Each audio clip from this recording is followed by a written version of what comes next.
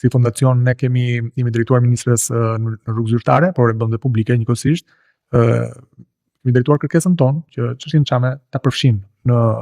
bisedimet me palën greke, gjë e cila nuk ndodhi. Por ajo që vura re kësaj radhe në krahasim le të themi me vizitat të mëhershme, pash një reagim më të madh nga organizata të ndryshme që veprojnë edhe në diasporë. Domethënë nuk ka patur vetëm një reagim dhe një kërkesë nga ana e fondacionit Çamëria Sallasini dhe shoqatës Çamëria në Tiranë, por ka patur kërkesa të ngjashme edhe nga organizata si organizata Vatra në Boston, Lidhja e Shqiptarëve në Botë me qendër në Zvicër, ka patur